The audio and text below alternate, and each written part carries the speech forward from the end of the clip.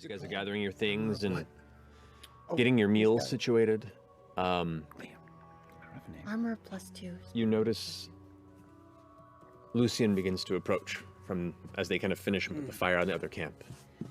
Steps up, heavy coat on, looks like he's all smiles this morning. Before you finish breakfast, since we had a bit of a conversation the other day, sure, I'd be curious.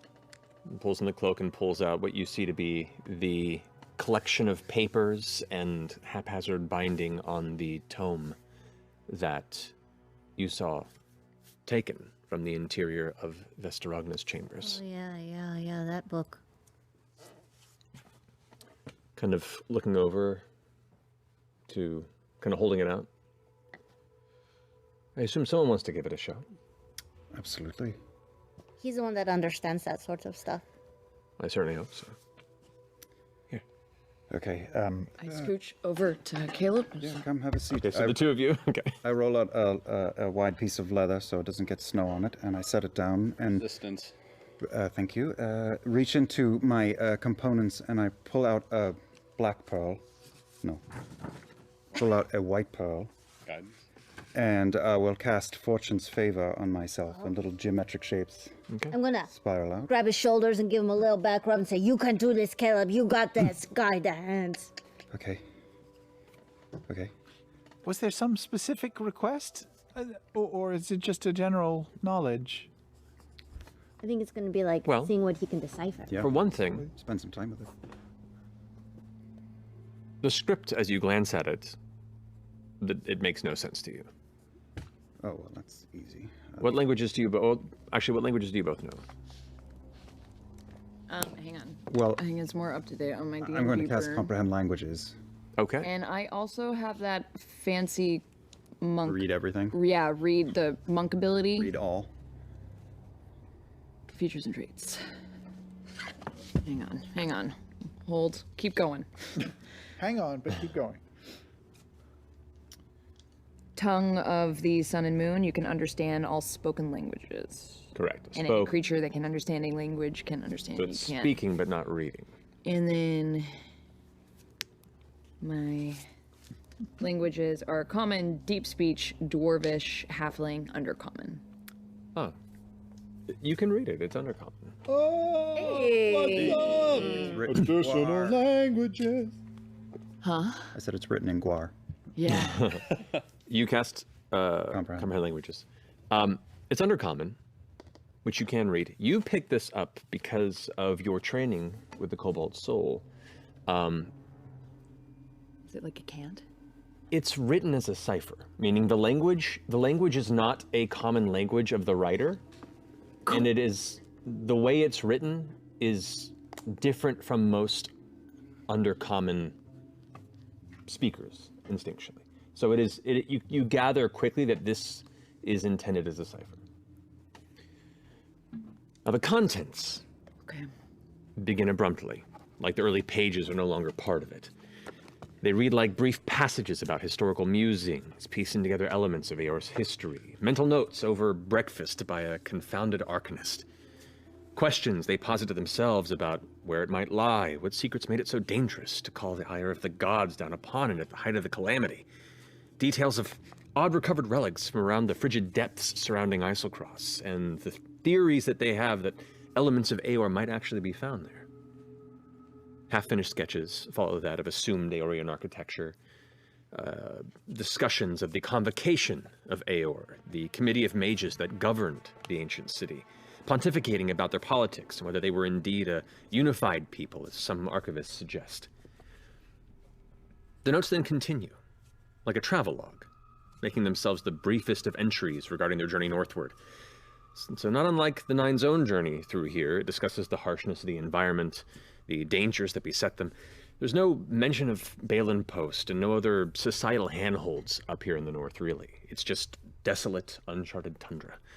And honestly, deadly mystery. There are numerous gripes about magic being unpredictable up in this space and numerous times, and odd creatures that had to be avoided on this journey. Very much kind of Gives you the sense of like an early explorer first coming into uncharted land. Eventually, the entries begin to speak of a massive anomaly that they came across, a patch of frost that's miles long, and it piques his curiosity. More entries beyond that briefly note his entrance to a subterranean labyrinth of corridors and structures. Sketches of door reliefs and archways and long-dead bodies left frozen. One perfunctory entry speaks of an uncovered text hurriedly scrawled before the death of its writer. It reads, "The philosophers abandoned us. The cursed, plotting dreamers took their whole ward with them. Curse them, may they rot in." And it ended there. May they rot in? And ended there. The following entries muse out the meaning of this statement, slowly exploring more of the ruin and trying to piece together their goings-on. Even further entries still speak of the sounds that worry the mage. Things are living down in these halls, he says. He notes his need for caution. Eventually, an entry speaks of finding information about some of the Aeorian wards. The Paraisidis ward, the Ars ward. Ars, A-R-S. Parace. P-R-A-E-S-I-D-I-S ward. Paracides. Arse ward. Ars ward. And in particular, the Cognosa ward. A region organized by 9 philosophers who are dedicated to the ideas of manifestation through dream and imagination with the conduit of arcana. Increasingly obsessed with the astral plane and many of its denizens being able to forge matter from sheer will and idea alone, they were rumored to be plotting a secession from the convocation to abscond from the city to their beloved plane of dreams in ash, as it said in some of the notes of other Aeorian denizens that seemed to be speaking down on these philosophers. The next entry seems to tremble with excitement and discovery, as the mage intends to project himself into the astral plane and seek out any survivors who, based on his findings, may have escaped. Then, the book changes dramatically. The following pages are filled, top to bottom page, with nonsense, deep scratches of ink and shapes and symbols that make no sense, just hash marks and scratches and designs that overlap and twist. It is just a mess of designs and nothing. They have no purpose or reason to them. There's no language. There's hints of text, but it's not. And your spell can't focus. It's not able to make out any language at all, because it's not language. It's filled with nightmarish design and incredibly detailed patterns that catch your eye on a smaller and smaller scale. These fractals that almost draw you in, that you catch yourself leaning into the pages a bit, and then kind of pull back for a moment and blink.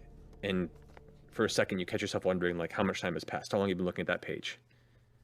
Just at that point, Lucian closes the book and goes, "I think it's enough reading for now." So,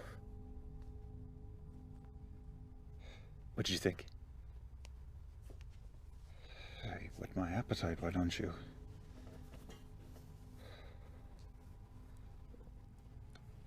They seem a lot like, the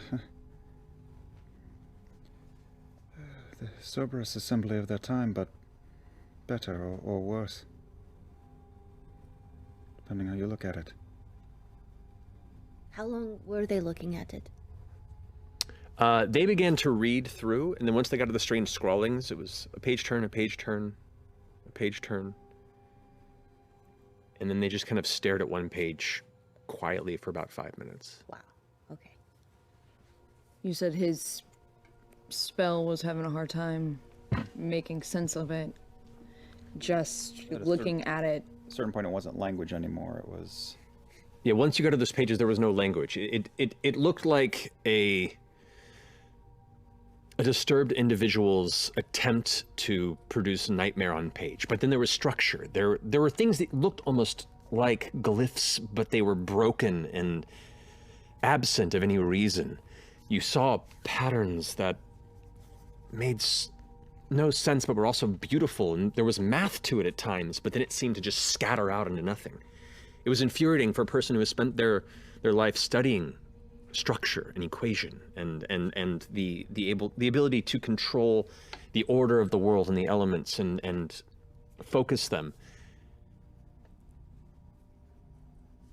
And you think back to it, even with your keen mind feat,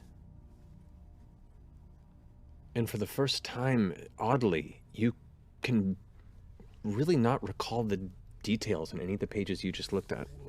Yes, well, it's very much, and I'm bumping Beauregard, I'm not even talking to Lucian.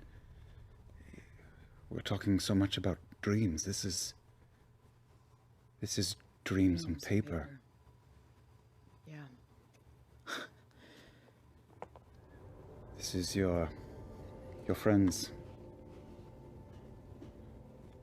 talking to the writer in their way. And you are able to read or make something of this? Not at first. But if you make sense of any of it, please do let me know. Was I able to glean anything in terms of pattern recognition just for the short amount of time that I was looking at it with my expositor chaos screw brain? Go ahead and make both of you an intelligence check for me, if you don't. Just a straight. Just a straight intelligence check. Why this dude doesn't That's a sleep. plus D4. What kind of roll was it? Intelligence check. Just roll and add your intelligence modifier. 19. 25. Not bad. Not bad.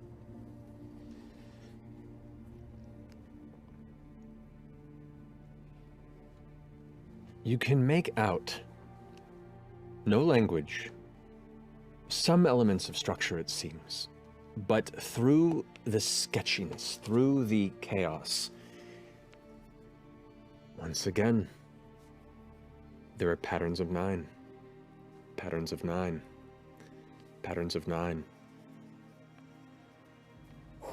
Just that continuous numerical sequence. In different ways.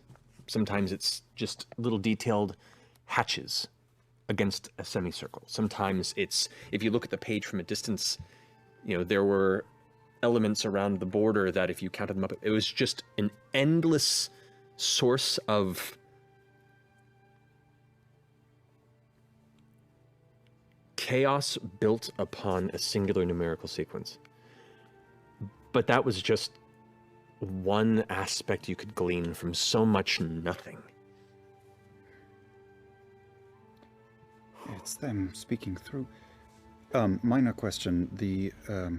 There were sketches and drawings of doorways and passages earlier in the book. Do they bear resemblance to the strange halls that we have been exploring with Big Bebe? The early sketches, not so much. The ones at the beginning of the book were more conjecture by the writer.